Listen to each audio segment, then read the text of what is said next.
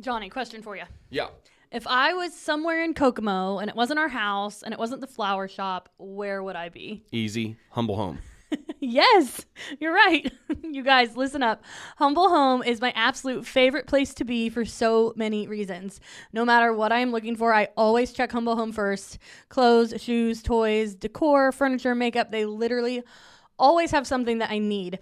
They have brand name items for cheap. Their inventory is constantly changing, so it's part of my weekly routine to do a Humble Home walkthrough. You absolutely need to stop by. I promise you won't be disappointed. While it is a discount store, it's not your average discount store. It's clean, organized, and everything has its place. I get zero anxiety when I go in, unlike other discount stores. And no matter what you're shopping for, a home project, gifts, home decor, even seasonal decor, they will have it. They are open Monday through Saturday, 10 a.m. to 8 p.m., and Sunday from noon to 5. You can follow them on Facebook at Humble Home Kokomo and watch for new items every single day. And for our Lafayette, Indiana listeners, I have exciting news. They are opening a second location in Lafayette soon. As soon as I have the details, I will let you know their opening date. Get excited. My name is Kayla Keith, and this is Missing Midwest, a true crime podcast about those that have gone missing. Today's story is about a missing girl, one that set the precedence for missing children across America. This is the story of Amber Hagerman.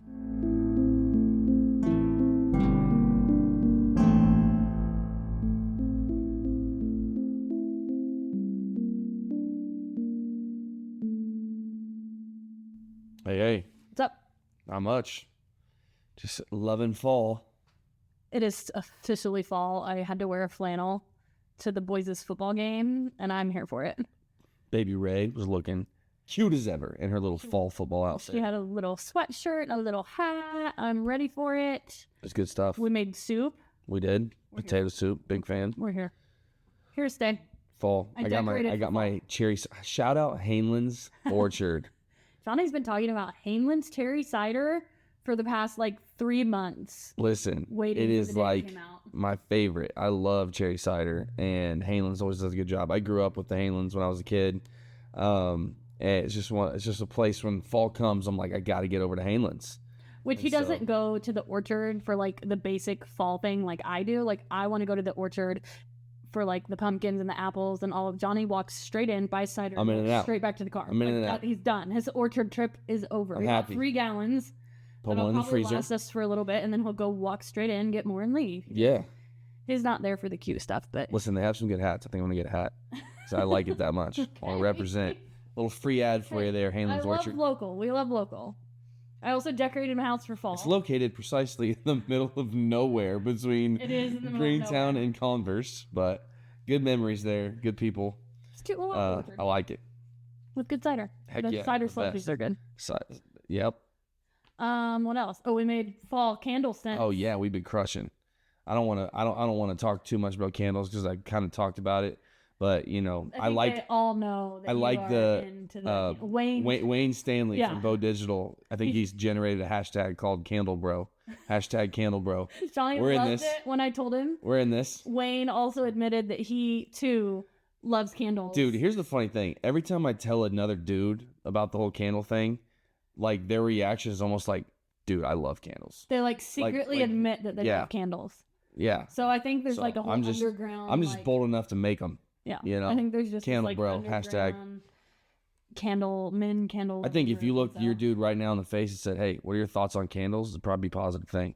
Probably be like, "Yeah, I like candles." He'd probably be like, "Buy one from them." Candle bros. You don't have to buy a candle from us, but candle bros. That's the thing. Johnny's gonna make a shirt that says hashtag candle bro. Well, anything else? Do we have announcements? My cat had kittens. Yay! She was. You bored them with that last time. I didn't tell them that she had kittens, did I? I think you did. I feel like. Well, I'm just really excited about it. Okay. No, I mean school's going great. Leg is still broken, but not as broken per the doctor's words, and I am closing in on 4 to 6 weeks. Maybe I can walk. Man. Fingers crossed. Say a prayer. Gee whiz, it's gonna be so nice to not have to go get you everything. I'm still going to sit there and be like, "Can you get me this?"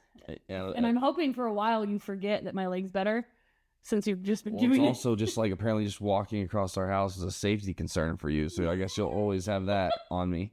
I can't so many Hey, people. can you go get me some Kleenexes? I'm worried I'm literally going to fall and break my leg walking across the floor. Valid Goodness concern. gracious. Going out in public with this knee scooter thing is humbling, but everyone's always like, oh my gosh, what do you do to your leg? I would like to give a shout out to all our friends and family for believing the truth. The truth is that Kayla was just simply walking and falling down. But I feel like I haven't caught that many side eyes, which I expected to catch. Because you did break your leg twice in 5 months or whatever it was. Somebody asked me, what did you do to your leg? And I did the usual, oh, I broke my leg. And they're like, oh, how? And instead of saying the truth, I was like, I was actually mountain biking in the Himalayas, the Appalachian Trail, and I wrecked. And he was like, oh my gosh.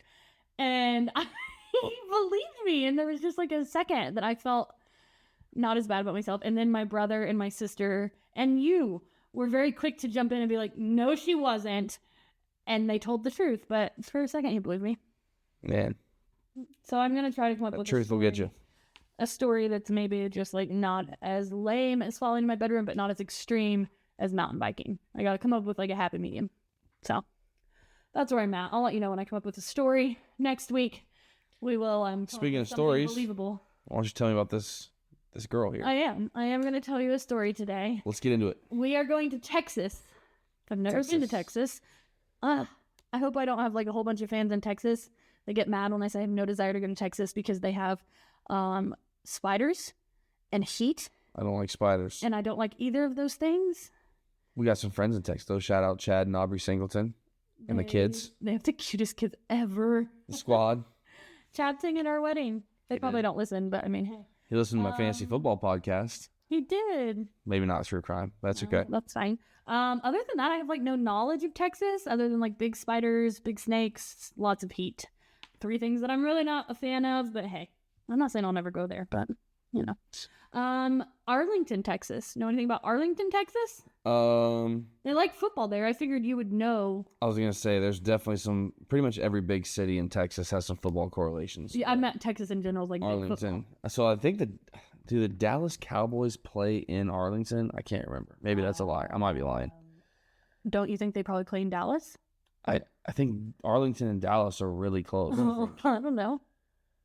I mean, I have to look it up now, but you continue. You tell your story. I'm just taking a shot in the dark that Dallas plays in Dallas, but again, I don't know much about football or Texas, so here we are. But its population is 394,000, so that's a lot. That's big. They have $19 generals, so feels like not enough, but it's fine. So I guess I could go to Arlington. I can go do a Dollar General tour of Arlington. There you go. So we are going back to 1996, and our story starts on January 13th with 9-year-old Amber Hagerman. Her and her little brother, Ricky, who was 5, ate lunch that day with their mom, and they were going to spend the afternoon at their grandparents' house. They were going over there to visit. As soon as they got there, though, Amber and Ricky were like, we're going to go ride our bikes. We don't want to visit our grandparents. We want to ride our bikes. And so their mom was like, okay, that's fine. They rode their bikes all the time at their grandparents' house. And they were allowed to ride around the block. And so their mom, Donna, was like, that's fine. Just around the block, stay together. So every mom always says, I guess, stay together. And so they rode around the block, but they only got around the block one time when they decided to veer off path and go to, there was a Winn-Dixie, an old Winn-Dixie store. It was abandoned and closed down, but it was the cool place to be for all the kids because it was an entire paved parking lot and it had this like old loading dock that had a ramp on it. And so they would all go there and like ride their bikes down the ramp. And it was only 1 block further from where their mom told them they could go. Oh no, we're breaking parameters. And they had been there before, and so they knew they weren't allowed to go there, but they're like, it's just 1 more block. We've done it before, like, let's go. And so they went there. This was around 3:10 that day, and so they went to this unapproved bike riding area just 1 block further away, and they started riding their bikes. But a few minutes after getting there, Ricky started to chicken out, and he got scared that they were going to get in trouble. And he was like, you know, we need to leave. And Amber's like, go ahead. Like, I'm riding my bike. You can go back. She was like, go ahead and go back. I'm going to ride for a few minutes. and I'll be home. Oh man, this is this. And so Ricky went back home. And as soon as Donna sees Ricky come back by himself, she is like, where is your freaking sister? Like, what are you doing? And he he just like spilled the beans. He was like, Amber went to the Winn-Dixie parking lot and we weren't supposed to. And I told her we shouldn't, but she did. And she said she's coming back. And her mom was like, no, ride your butt back and tell your sister to get home now. Amber's grandpa, Donna's dad, though, he was not a fan of this plan. He was like, no, I do not want him to ride by himself back. He said, I will just go pick her up. And so he gets in his car and he drives over to the Winn-Dixie parking lot. But when he pulled up, he only saw one thing, and that was Amber's pink and white bike laying in the middle of the parking lot. Not good. No Amber. He pulled into the parking lot and he saw the bike. And as he was looking at the bike, he looked over to the side of the parking lot where he saw a policeman talking to another man. And so he immediately drove over there and was like, what's going on? And that is when the man that was standing on the other side of the fence, he said, he said, I was in my backyard working and I saw a black truck just like whip into the parking lot and this man just like threw his driver door open, jumped out and grabbed this little girl and threw her into the driver's seat. Oh my gosh. And he said it just happened so fast. He didn't have time to he had like a chain link fence that separated. So his backyard went right up to the parking lot and there was a chain link fence and he didn't have time to he said it literally he threw her in the car and drove away. And so he just immediately called the police. He didn't have time to jump over the fence and do anything. Sure. And that's why the police officer was there, because he immediately went over there to this reported kidnapping. Amber's grandpa immediately knew it was Amber. It was her bike. That makes me want to throw up. That brother. What? I said brother, yeah. Stanley Cleaning Company has an exciting new service they are offering, and I can't wait to tell you about it. Laundry. Yes, they will come to your house, and for $15 a load, they will pick it up, take it, wash it, dry it, fold it, and bring it back to you. This is something I have dreamed about since I became an adult and started doing laundry on my own. Hit them up and get your place cleaned and your laundry done by my friends over at Stanley Cleaning Company. You can find them on Facebook or give her a call or a text at 765-860-3606. And so he got in the car, and he drove back to his house, and he told Donna, and she said the first thing that came out of his mouth when he saw her was, somebody got Amber. Donna didn't even believe it, though. She was like, literally, it's been 8 minutes since we got here. We pulled into the driveway less than 10 minutes ago. That's how fast this all happened. Man. Literally, they pulled into the driveway. Got the bikes out. Got their bikes. They didn't even go around the block. Went straight to the parking lot. Ricky came home. Amber got kidnapped within 8 minutes. Man. That's the timeline they're working with here. 8 minutes. The man, he said, he talked to police. First of all, Donna actually walked back down to the parking lot herself and was looking for Amber, because she's like, I don't believe it. That's not possible. And so she's calling her name, looking around. It's so sad. Denial. She couldn't find anything. And again, it's so wild. It's hard to believe. Oh. Yeah. So once she got back there, then they start talking to the police and they find out, this man said, this was a man. He was driving a solid black single cab truck. He said the truck was in pretty good shape. And he said he very quickly just pulled into the parking lot. He said he threw the door open and jumped out. And he said he literally pulled Amber off of her bike while she was riding it. And he said Amber was kicking and screaming and scratching. And he said he just he literally threw her through the driver's side door into the passenger seat, jumped it just seconds. Goodness gracious. Seconds, and was gone. So and I couldn't have been planned, because she'd only been there for 8 minutes. It was just I'm going to the park and grabbing the first girl I see. Had to be the plan or something. Yeah. And so police sent out a bolo, be on the lookout for a black truck, and within an hour, the family had missing person posters made. They were searching. Every single black truck in the city was stopped. And the man got a decent look at the suspect, and he described him as either being white or Hispanic, 20s, 30s, under 6 feet tall, medium build, dark hair. The other interesting thing was that this area was like, so the parking lot was abandoned, but like the area wasn't. It was actually like a pretty popular area. There was a laundromat right next door, like in, like kind of like in the parking lot, that was open, and there was like a lot of people in there. The neighborhood next door was like, it was a lot of people lived in that neighborhood. And then there were some other like popular stores in the area. And so it was actually kind of like a busy place. And so police started going house to house and business to business, and they were asking anyone, have they seen anything? But by the time they had like got their bearings and like figured out what was going on, like most of the people that were at the laundromat were gone by the time the police got there for the questioning, and there was really no way to know like who had been there. And so, I mean, the community came together. They were looking. There were people that literally saw or heard Donna screaming and like came out. Like one man said he literally heard her screaming, came out, walked up to her and was like, what was going on? And she was like, a black truck took my daughter. And he literally got in his car and started driving the area looking for just black trucks. Like he was not the only person that did this. Like it was that quick. As a driver of a black truck, I can tell you there are many, many black trucks. Exactly. I mean, what year was this again? 96. Yeah, I mean, I'm assuming that there was just as many black trucks then as there is now. But like, I see especially black in, like, trucks. what I assume to be like Texas. Yeah, like, yeah, true. And yeah, so, like every parking lot in the state of Indiana has a black truck in it, at least one. Yeah. And so, like I said, the whole community was helping with this search. Donna and Amber's dad were not together, but they went on the news that night with Ricky, and basically just like pleaded literally directly to her kidnapper for her safe return, begging him to bring her back. They wore pink ribbons like all around town. People had ribbons hung up. A local business had given like a $15,000 reward for info on her. But after 2 days of like a really intense like ground search, the police shifted their focus to the tip line. So they had set up a tip line. And since they said they weren't really even, there was no way to even know if Amber was even in Texas at the time. And so they focused to the tips. And so they started investigating the tip line, because they had done everything they couldn't find any evidence or anything on the ground, like actually at the scene or anything that linked anybody to it.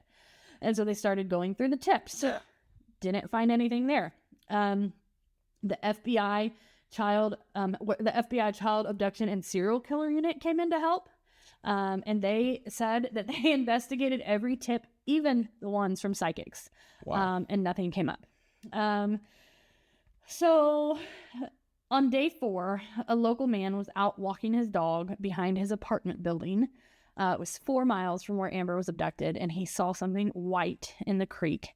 And when he got closer, he realized that what he was seeing was the naked, bloody, and bruised body of a young girl. Her throat had been slit, and she had a single sock on her right foot. They pretty much immediately identified the body as 9-year-old Amber. They, however, noticed that her body hadn't been in the creek like that long. Or at least not in that area of the creek. So there had apparently been like maintenance workers that morning at the apartment building, and they were working right beside the creek just like a few hours before that guy went walking, and they hadn't seen anything. And they were like, if you were out there, like you would have seen it. Like it was pretty obvious. And so they think that he was in that window there? They didn't know if he had placed her there in between that window, or it had rained a lot, and so if he put her in the creek like upstream and she had washed down. They said either one of those was like possible. Either way, they said that it was obvious that she had been beaten and sexually assaulted repeatedly after her autopsy. They said it was very brutal. The other thing that they found out, this one's hard, she had only been dead for 2 days, which means that she had been kept alive for 2 days because it had been 4 days since had been taken. So with this discovery, police obviously were now looking for a killer. And so they knew what he drove and they knew what he looked like, and that still wasn't enough to find him. So the FBI came in and they made a profile. I love a good profile, you know that. This man, they said, was either living or working in Arlington. They said he was familiar with the area. Said he probably had a criminal record for crimes against children. He lived alone. He would not live in an apartment or somewhere very busy because he had kept her alive for 2 days. So they said he was probably somewhat secluded. They said this attack was probably triggered by some sort of big stressor in his life, like he had gotten divorced or lost his job or something like that.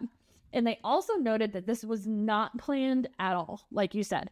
They said this literally happened within 8 minutes. They said he was just driving by and saw a girl on a bike and thought on taking her. They said that's the only way that this happened. So like that makes you think too, like it could have been another girl there.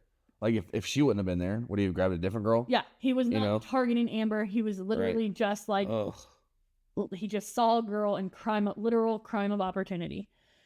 So obviously this entire thing just like really wrecked this town. The fact that it happened in broad daylight, it was in a popular place. The fact that she had been held and like basically tortured for 2 days and could have been rescued within those first 2 days, like it just hit everybody like really hard. That's awful. It especially hit another mom named Diane Simone.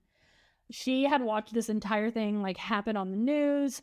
She had kids of her own. It made her sick to hear. And she just felt like something needed to be done. Like she said, someone had to have seen something.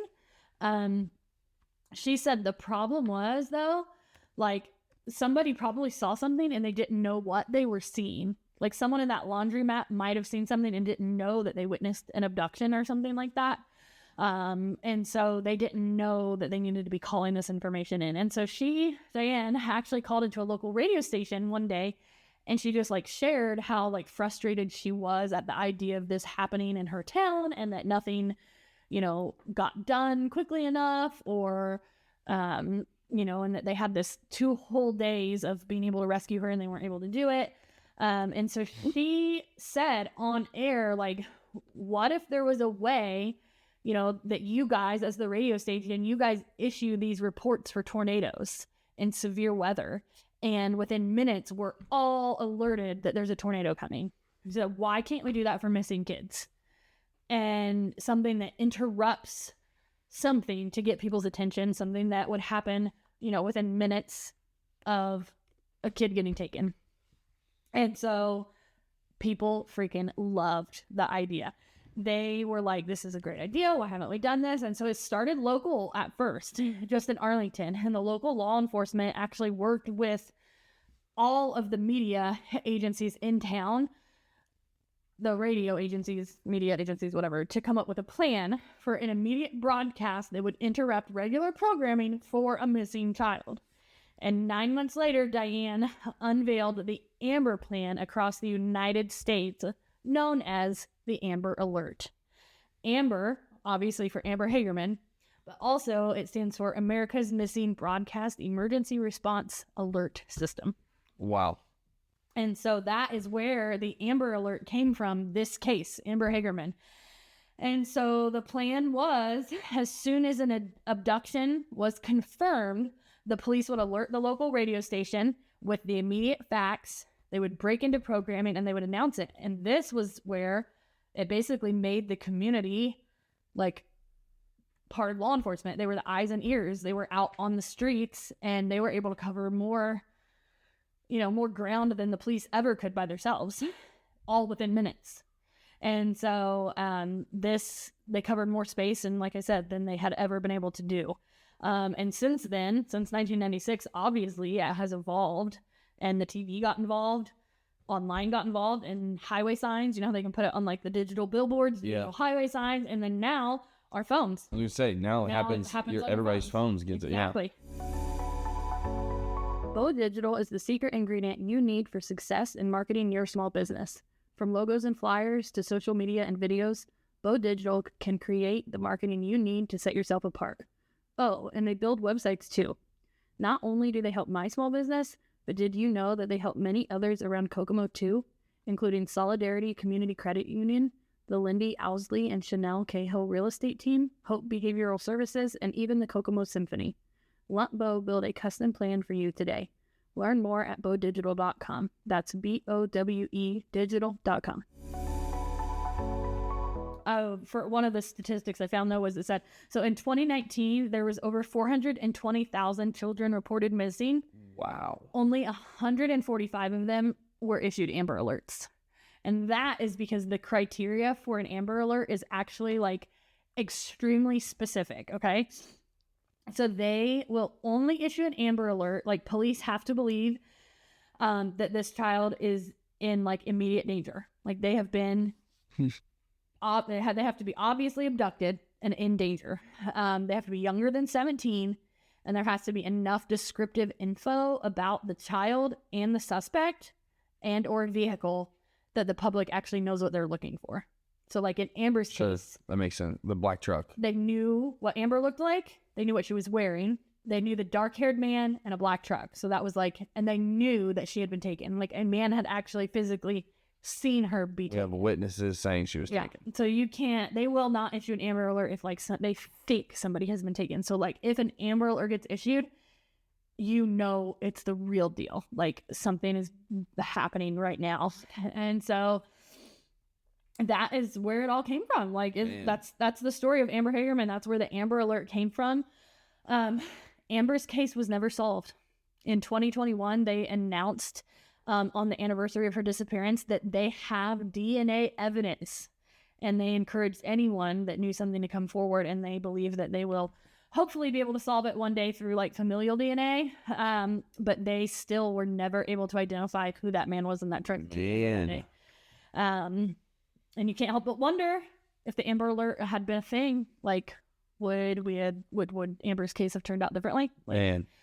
If that would have happened, I mean, the police were there within 8 minutes of her arriving at her grandparents' house. So that's like 4 minutes of her being taken.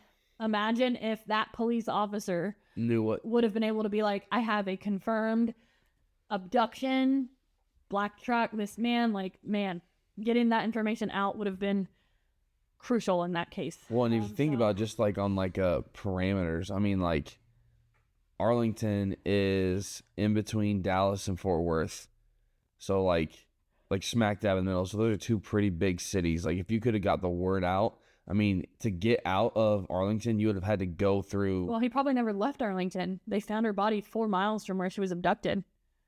That's true, but I'm just saying, like if that had been the case where he was trying to bolt. Like within a minute, you have millions of people. And I think that's why. Like today, that's how it works. And that's why Amber Alerts, like it's nice that they can put them on like the highway signs and stuff, because I think a lot of times when kids do get taken, like they're trying to get away as far away as possible. Yeah. And so, yeah, I mean, it's obviously an amazing thing to have, a system in place for it. And it's a good thing. It's just sad that we didn't have anything like that for Amber when she went missing. Man, awful. So yeah, that's the story. So if you're not a subscriber, yesterday I did another case. It was in California, but it was another case that involved obviously a murder for Murdered Midwest, but a law came into play from that case as well. So this weekend was just the cases that laws came from these cases. So yep. I hate that most every law came from a case. Right. I mean, most or of them a string are like of them. like we didn't know we needed it until we needed it. Yeah. And so that's where it came from. So that's the story. Have a good weekend, and we'll be back next week with some new cases for you. Thanks for listening. This podcast is a So.Will.I.Studos production. So will I. Did you know the Jefferson House of Flowers has been a local Kokomo florist for almost 100 years? Our trained designers make beautiful arrangements for literally any occasion. You can send flowers for any reason. Birthdays, anniversaries, get well, congratulations. The list goes on. We make flowers for funerals, weddings, proposals, and even proms. Let's be honest. Receiving flowers, whether you're at home or at your work, it makes you feel special. You get butterflies and you feel loved, and that's what sending flowers is all about, the feeling it creates. Call us at 765-452-8269 and let us create something special and send it out for you. Or you can stop in and see us at 4300 West, 100 North Kokomo.